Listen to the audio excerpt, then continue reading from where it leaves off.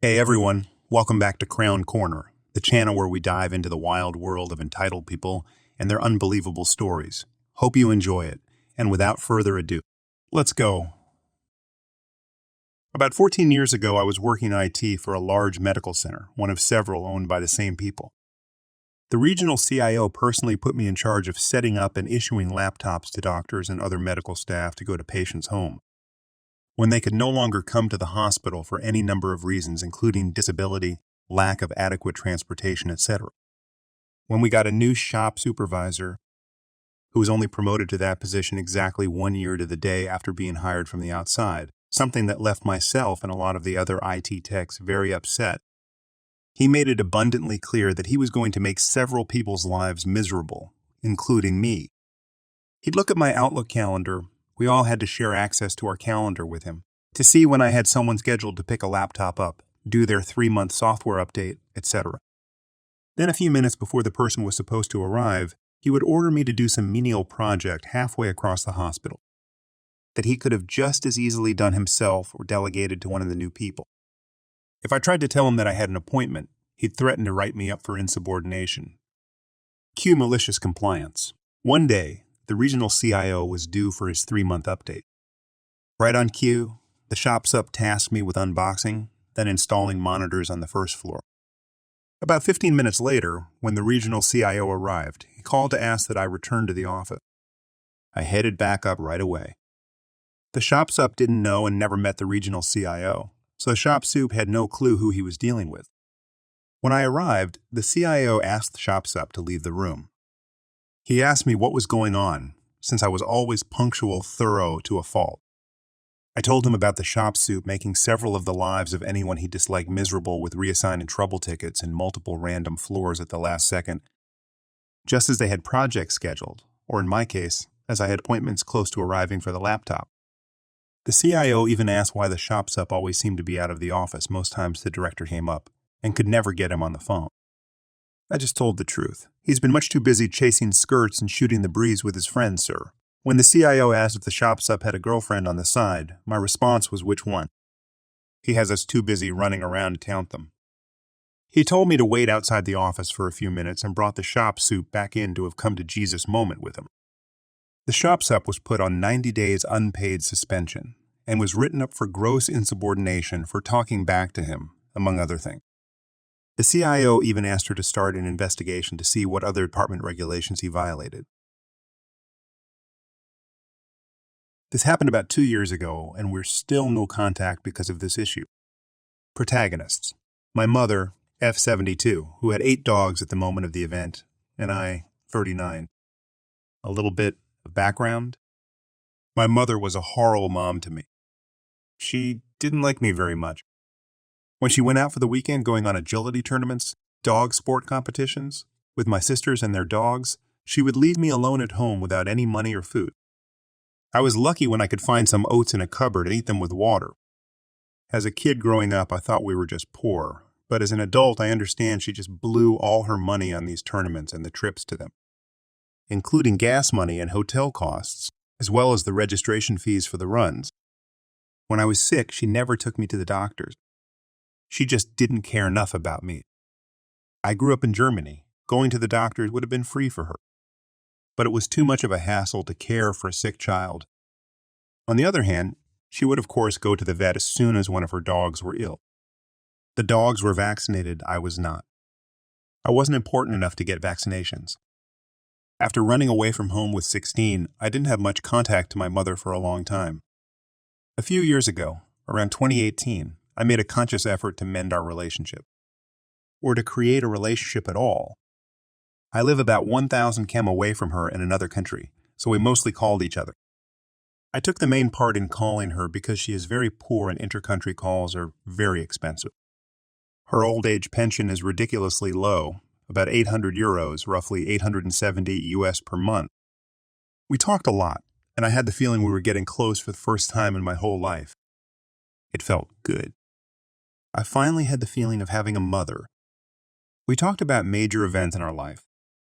I shared with her how I was managing to get out of debt. My restaurant went under and I had a lot of debt to repay. She was very aware of how much I make and that I was working 2 full-time jobs at the same time to pay back my debt. And she also knew how demanding and tiring the workload was for me, but how proud I was of myself. Now, to the event. One day in October 2022, my mother called me with joy and excitement in her voice. She said, "I have a fantastic idea, but I need your help." I was excited about her obvious happiness and asked eagerly what it was about and how I could help her. "There's this dog in the rescue center of your sister. I thought you could buy it for me. You would pay all the big bills like the buying price and the vet. I would provide food, and the dog would be living with me up until I am to week 2, hold her any longer. Then your dog would be living with you." I needed a moment to process this ridiculous proposal.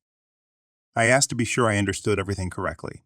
So, I would buy the dog, it would be living with you, but I would have to pay any bigger cost for the dog. And in a few years, I will have to take it in? She, delighted, "Yes." "Isn't that an awesome idea?" No, absolutely not. I don't have any spare money. I can't provide for a dog which isn't even mine, and you already have 8 dogs. You're broke, you can't buy yourself good food. You can't provide for the dog, either.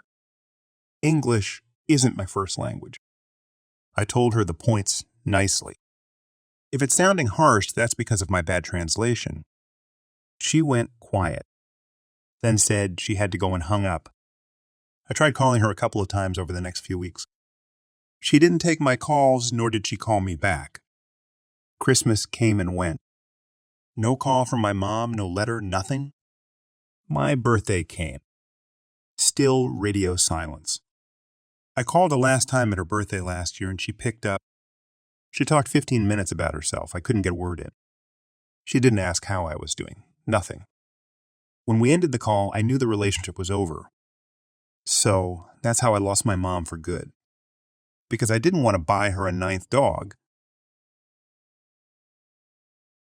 3 years ago, my mom passed away unexpectedly from a medical issue. Since this happened, I've been actively helping my dad as he is elderly and has health issues. Last year, his issues progressed, and I ended up temporarily moving in with him for a year to help out. I had left my job at the time and gave up my apartment.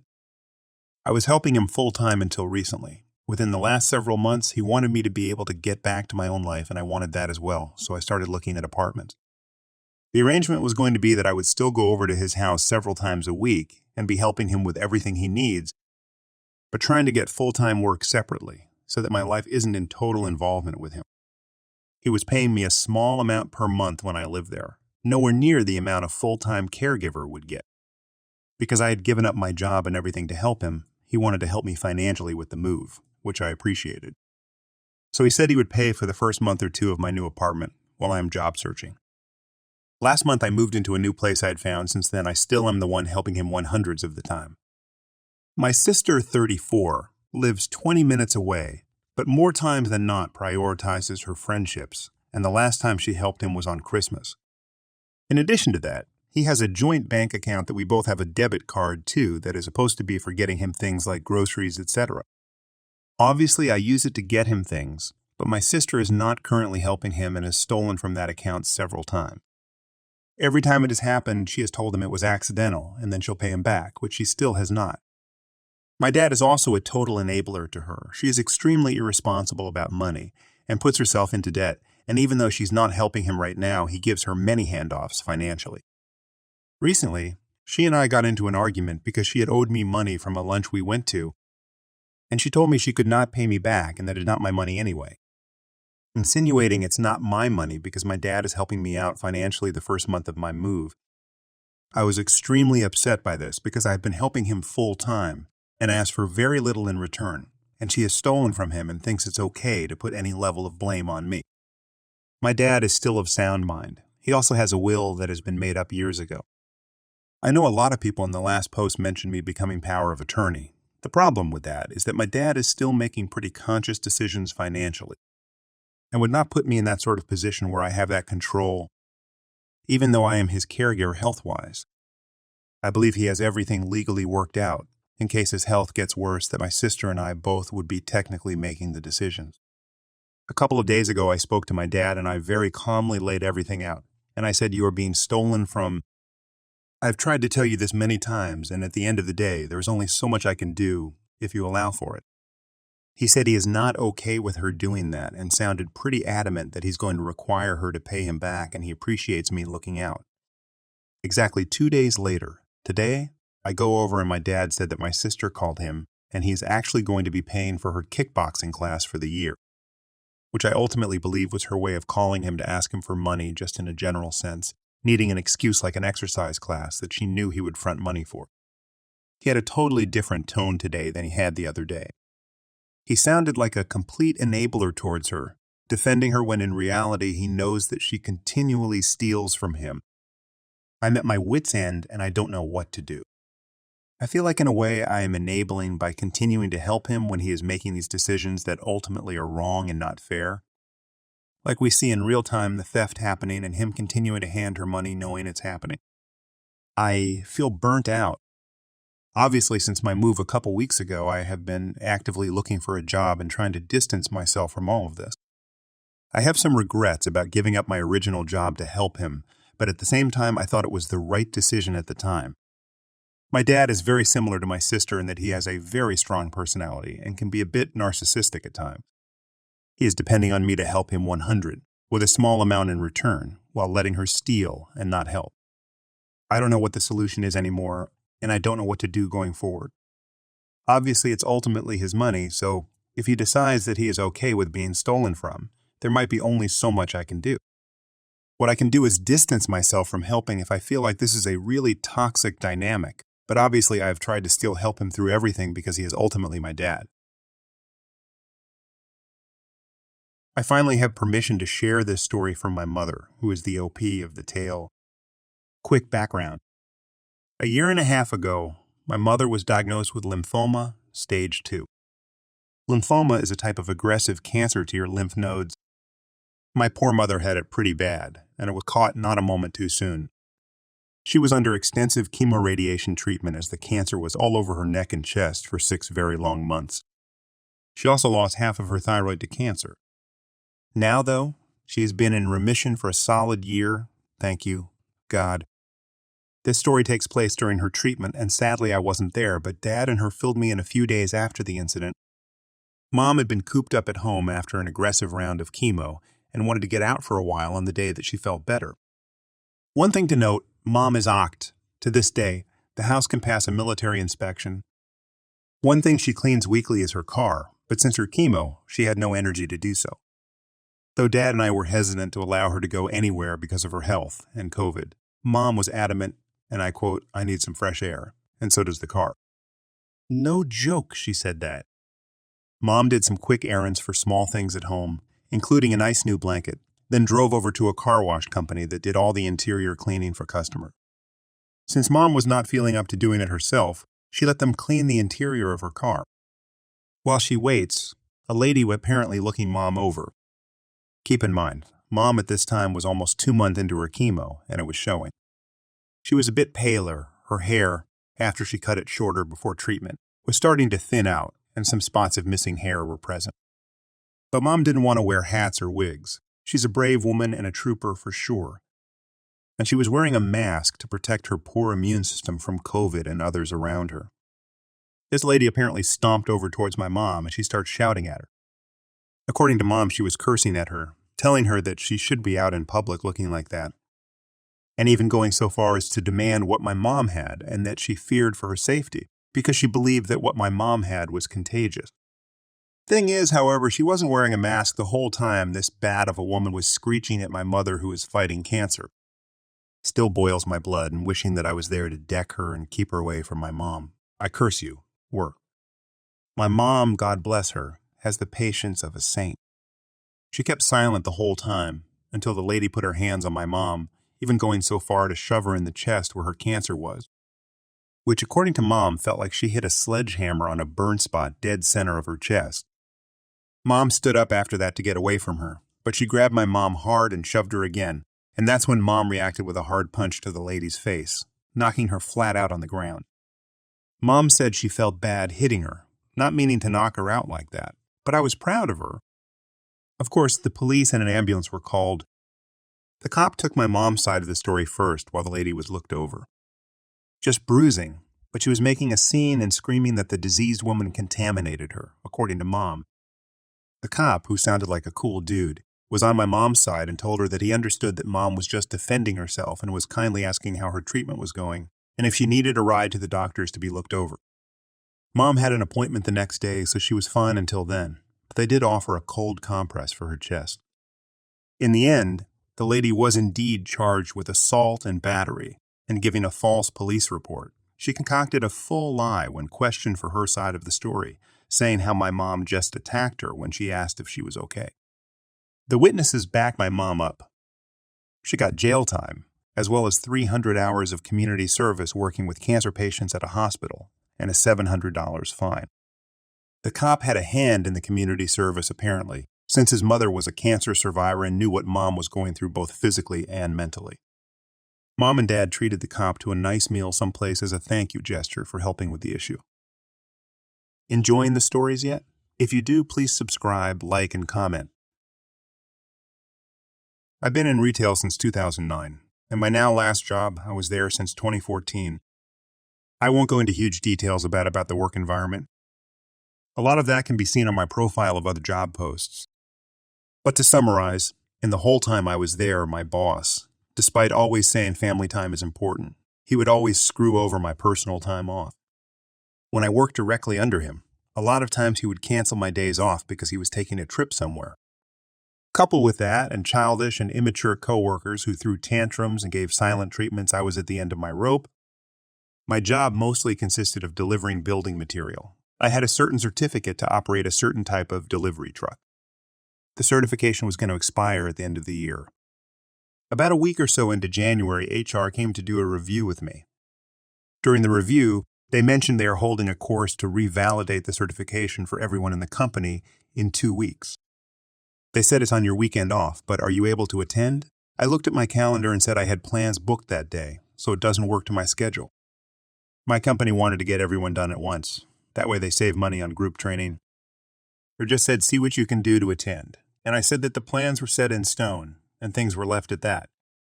About a week before the course, they emailed again, saying this course is critical for my job, so to try and attend. I replied it doesn't work for my schedule. That I'd be happy to do it any other day, but this is going on during my weekend off, where I made plans well in advance, so it doesn't work for my schedule. For a few days, there was nothing else. My boss owns a few stores, and one worker from another store came by who was also going to the course. They told me he had been making plans with his fiancée for the last several months for that weekend, but had to cancel them because they suddenly revealed this training course and had to attend. He wasn't too happy plans he made for months had to be canceled. I said nothing to him, figured it was his choice if he chose to do that. Then suddenly my boss began phoning me 2 days before the course. I recorded the conversation. Maybe in the future I'll upload it, but for now I'll just transcribe what was said. AB will stand for a whole boss. And just for some context, earlier that week I got a work truck stuck in the snow and called a tow truck to pull me out and paid for it myself. It will be important for what happens next. And this is roughly how it went. AB, hey OP, her tells me you are unable to attend the training course. OP, that's correct. I unfortunately made plans in advance, so I can't attend. AB, after a moment of silence, I need you to get this training done. OP, I understand that, but I made plans well in advance that I can't just cancel. AB, okay. You realize when we notify you 2 weeks in advance, it doesn't mean it's optional. This is mandatory. At this point, I was starting to get mad. OP, I understand that, but I've been planning this weekend since early December. I'll be out a lot of money if I cancel. AB, what are you doing? OP, that is a private matter. I can't discuss that. AB, after a moment of silence. OP, how much is that towing bill costing me? OP, I paid for that myself because that was my screw-up. AB, silent again for a few seconds. Okay, then you're going to have to do this training on your own time and your own money then. The training itself cost only a few $100s, but by this point, I had it with my boss. OP, well, we will cross that bridge when we get there. AB, silent again. This is pretty rich coming from you. OP, Well, I'm sorry. But I received no heads up, no communication. This was being planned for that date. I know there were plans to do the training early December, but never heard anything about it since either September or October. AB. Silence again. OP. I'm not happy right now. OP. Well, I'm sorry. But I have a life and I can't just cancel things when I make plans on my day off. AB. Silence again. Okay, good enough. Bye. OP. Bye. So for a week I heard nothing. Continued my job as normal while looking for a new job because I had it with my boss. 9 years of all this, I had reached my breaking point during that phone call. This boss has always screwed me over for my personal time off, and this was the last straw of trying to force me to come in on my scheduled weekend off. And then 1 week later, towards the end of the day, showed up. They informed me they were laying me off due to extremely slow season, with hopes of having me come back in spring. I said nothing, choosing to leave on a high note. But I knew it was really their way of firing me without firing me. That way they avoid paying severance, which would have been in the tens of thousands of dollars. I estimated between 10 and 40 zero. I already looked into it. Unfortunately, I have no real way of proving this is retaliation. All their paperwork, though I know a lie, say I was laid off for lack of work, etc. The only proof I have is recently. I had to contact the insurance provider for my company to get a letter of experience from them. The agent I spoke with said he recognized my name, saying my now former employer recently removed me from their insurance coverage. Other than this backhanded move, I'm glad to be out of there.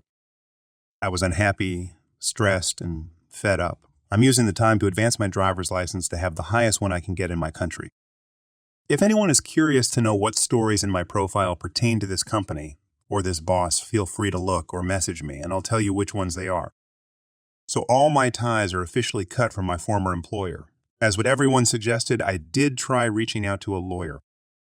Unfortunately, my local ones charged almost $500 for a 30-minute consultation. And that is almost half of what I earn every 2 weeks from unemployment. I didn't want to lose that large chunk. So I tried Google searching for lawyers that offered free consultation. I reached out to one where they asked for a brief summary. They eventually got back to me saying they can't offer a free consultation, but gave me contact info for another place to contact. Unfortunately, I got busy between applying for the government funding program for school and other life stuff that I didn't focus on contacting them right away. I don't know if my former employer saw my Reddit post because they reached out far sooner than I expected. They weren't supposed to get a hold of until the end of April. Instead, it reached out on the last Friday of March. They left a voicemail and were wondering if I'd be able to return by April 1st or 8th and asked for me to call them back by the Wednesday at the latest. But then sent me an email almost right away after calling, basically repeating what they left in the voicemail. I didn't call them back. I figured I'd let them sweat about it for the weekend with the intention of calling by the Monday. I planned to call late Monday, but I called twice in the morning and emailed again. So I called her back, and I had someone there listening in as a witness, as well as recorded the conversation. I told her I wasn't coming back. They stammered when they heard that, doing a lot of, before finally saying congratulations. Me and the other person with me looked at each other wondering why they said congratulations for quitting. Or asked me what was doing. I just said I was going to school. My one theory is maybe they laid me off as punishment and would think I'd be more than willing to come back after a few months, and me saying no was not what they expected. If that is the case, it is fun knowing they shot themselves in the foot. The other reason why I think that is I went to one of my other former employer's stores to talk to a good and very close friend of mine. They said management was recently going to them because they knew how close we are, asking them, "Have you heard from OPI? What is he doing? Do you know what he is going to school for?" They said they didn't know, which was the truth, since we hadn't seen each other in close to a month and they felt it was none of their business. I have thought back on everything, on whether I could have done things better, but I think everything worked out for the best. Under Ontario law, from what I read, and they laid me off in retaliation and claiming a slow winter, I would have legal recourse if no one else in the company is laid off. I did hear from a few sources that there were a few layoffs, and I did have the right to refuse the layoff when they first told me, or I could have said either I keep working or you fire me. But I was so fed up and tired of the toxic atmosphere, I would take any exit to get out of that job. And being laid off qualified me for the government funding for school, so there is the other upside. But it seems like my former boss might be facing the beginning of a staffing crisis. I heard last night one of his store managers, Sem, quit. This worker had been with the company for maybe 20 plus years. There was an issue with one worker who was related to the boss.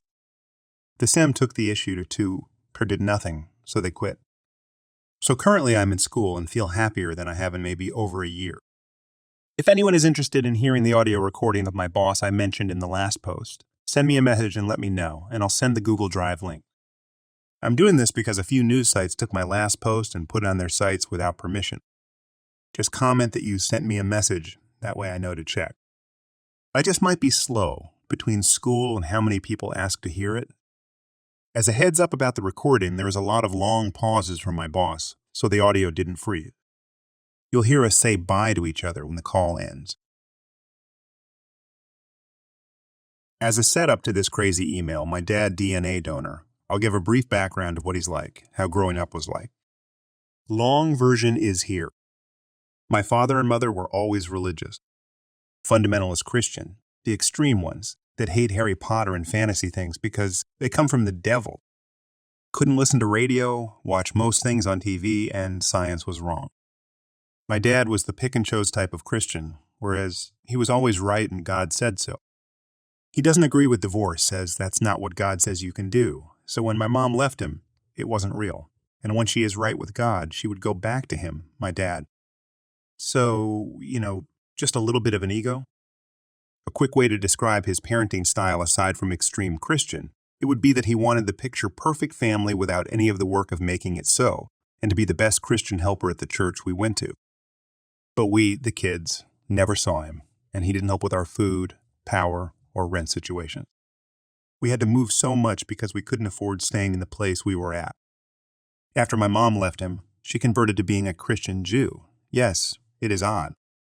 But by then, I was done with religion. It didn't make sense. It could be changed far too easily. And if every religion said they were the one true religion, then no matter what, everyone is wrong and we're all doomed. So I've been non-religious since turning 18, 34 now, as soon as I could no longer be forced to go to churches or reading Bible. I've since learned that I'm bisexual and agendered, don't care what gender I am, how I am called, and since Christians don't typically like that, I've not bothered telling my dad about it. I know he will go on a rant and rampage and rage at me, my mom, and my brothers. I haven't seen my DNA donor in over 9-10 years, and he would literally just show up for a day or so, take us out to eat and try to connect with us briefly and then leave again. We live in the USA and he's from Canada. He can sort of see what we are doing on Facebook and what little bits we're willing to tell him directly, but we've not bothered trying to keep the communication lines open. He sent emails to my mom at the end of March, only recently discovered, concerning myself, my younger brother, 32 male, and youngest brother, 26 male, Alpha B. And it's the craziest thing I've read in a long time. Here's the direct thing, names changed, altered to keep privacy. Dearest, my mom. Where to start? Well, I guess asking for news might be a good start. I've looked at the FBI page for her store, and I know she's slowly recovering from the robbery. Has she shared anything with you recently about how it's been affecting her? Has she visited you lately? Does she visit on a regular basis? How well do middle brother and youngest brother get along with her? Now, to the meat of this email. As I mentioned for middle brother, I know that OP made a profession of faith at Abundant Live Assembly in probably 97 or 98. Has she kept up with the faith? I know that the first time I visited you in Virginia, she was pretty into the whole Messianic Jewish stuff, even showing her friend and I at the meal after the service how she had tassels tied to the corners of her jeans because of it. But I get the feeling she is not currently living for God. I can't pinpoint anything precise for that subjective statement. However, I do know that out of the abundance of the heart, the mouth speaks, Matthew 12:34, Luke 6:45. And the way she swears does concern me. I first became aware of it one time I was visiting and we went to watch a movie. She was 1 or 2 rows ahead of us, and you threw a few kernels of popcorn at her, and she called you a craphead. I didn't say anything at the time, as I didn't want to start an argument, and I didn't want you to think I was questioning your parenting skills or anything like that. Then she spent a few years with no contact. I even found her on Yahoo Messenger and asked her a question I had for her. She answered the question, then told me to not try to contact her again. It was only at your mother's funerals that we spoke again. At that time, she warned me to not be surprised to hear her swear, as she apparently swears a lot, but would try to tone it down for the day. It almost sounded like she was bothered by it and maybe embarrassed that I would find out, but maybe I was imagining things. Anyway, she told me how when she plays online RPGs, the elf language consists of swearing a lot, and people were amazed at how fluent she was in the language. So of course, I'm concerned about her spiritual well-being. Do you know anything about where she stands with God? Another thing she told me that day was that she had wanted to write me a letter, as she had issues with the way we raised her, so she took down my email address to send it to me later. She later lost that email, but took the time to look me up on Facebook, which was an unexpected surprise. I guess she really did want to renew our ties, to a certain degree. In the end, she never sent me anything like what she mentioned, so I don't know what her feelings are on the subject. Did she ever mention anything to you about the way we raised her? Do you have any idea what that might have been about? One more concern I have about her is whether something happened, whether spiritually or physically, at the school she was going to when you guys were still in Montreal. At the end of the 2001-2002 school year, she had been saying that if they said she had not learned enough French, she wanted to continue learning. Yet when she went to school the following fall, she came back during the very first week, wanting nothing more to do with French and couldn't wait for you guys to leave for the States. Whereas she had asked me for help with homework in the previous school year, now that she was at a new school, a high school. And middle brother was still in the old school, an elementary school. She didn't want my help and barely put in any effort on her homework at all. She also didn't seem to like her new, male this time, teacher. So I've always wondered if something happened at that new school, whether in the physical or spiritual realm. Has she ever spoken to you about that? Do you have any idea what might have changed her outlook that radically in just a few days at her new school? I'm worried that if something happened in the spiritual realm, and it has never been dealt with, it may still be affecting her today on an unconscious level. Any idea? That's all I can think of for now. Thank you for your time. Love always. The whole 97-98 proclamation thing. I was 8. An 8-year-old who had just seen a Thief in the Night series about the end times and the rapture scared the crap out of me. The 2001-2002 thing was me discovering that I was depressed and dissociating. I hated being in a city where you had to learn the language, and if you didn't, you were looked down on and scorned. Also, there was nothing for us to do as we couldn't go out, nothing to watch, extreme Christians remember, and no one around our ages to hang out with where we lived. I didn't want to live there, and by the time the second year of being there, I was tired of the whole thing. I stopped doing homework and technically failed 7th grade because literally every aspect of it was in French, even the art, gym, and math. I stopped trying to talk with him and reconnect with DNA donor when I realized he didn't think women should be allowed to divorce their spouses. Even if the man was abusive or it was to help her, because they should work it out together instead. And when I realized that I did not want to associate with someone who would allow another person to be abused and hurt if their God said so. So my question, do I respond to the email with a full list of what has happened and how I've changed? If I do, this will 200% mean that he will try and convert me back, rant at my mom, rant at me, and be 1,000% more annoying. But it would be so satisfying. This just happened like 2 months ago. Context. I work for my company's recycling buyback center where people can bring recycling in to get paid. So my 2 other coworkers are just chilling, talking about random stuff until we need to open. We see a woman in a 2011 white Range Rover. She had a bit of an accent too. I assume Middle Eastern. Characters meet Corinne. Karen pulls up and waves us down. Excuse me, I have a question to ask. Me walks up to her car. Hi there, how can we help you? Karen, hi, I'm trying to get rid of some sandy ease paint that was used for construction. Do you guys accept this here? Me, sorry ma'am, we don't accept that here. We only gets cut off. Karen, but I checked your website, it says you do take it. Me, ma'am, We're not with Waste Management, we're a different company entirely. We wouldn't be able to accept it. But if you park your car in the stall, you can go ask Waste Management where to take it. Karen, but I can't take them. They're too heavy. Me, no ma'am, you don't need to take it to them.